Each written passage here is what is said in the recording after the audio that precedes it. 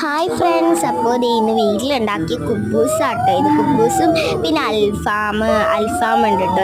ഇത് മയോണീസ്, പിന്നെ സവാള, പിന്നെ അൽഫാം.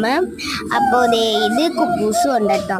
അപ്പോൾ ഞാൻ ഒരെണ്ണേ വാങ്ങിയുള്ളൂ. ഞാൻ കഴിച്ചിട്ട് ഒരെണ്ണം കൂടെ വാങ്ങിയിട്ട് പിന്നെ അത് കഴിച്ചിട്ട് വേറെയും കൂടെ വാങ്ങാമെന്നായിരുന്നു ഓർത്തത്.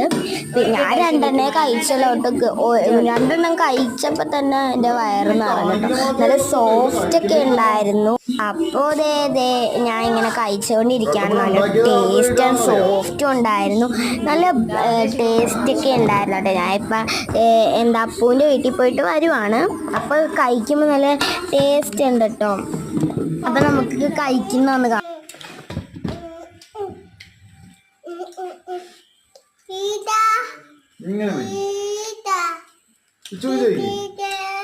ഇങ്ങനെ ഇവിടുത്തെ അച്ഛനെ കാണത്തുള്ളൂ.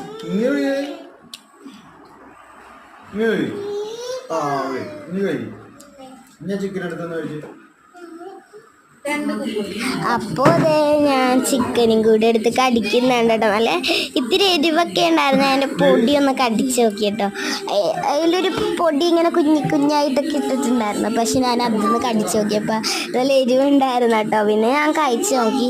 നല്ല ടേസ്റ്റൊക്കെ സോഫ്റ്റും ഉണ്ടായിരുന്നു. പിന്നെ എൻ്റെ അനിയനും കൂടെ നല്ല വെട്ടി മെഴുങ്ങുന്നുണ്ട്.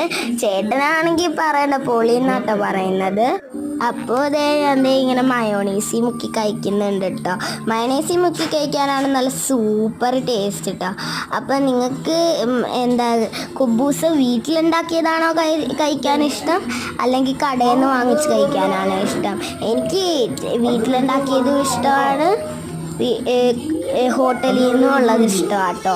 അപ്പം നല്ല ടേസ്റ്റ് ആൻഡ് സോഫ്റ്റ് ഉണ്ട്. എല്ലാവരും അപ്പം ലൈക്കും ചെയ്യണം, ഷെയറും ചെയ്യണം, സബ്സ്ക്രൈബും ചെയ്യണം. അപ്പം എല്ലാവർക്കും ബൈ.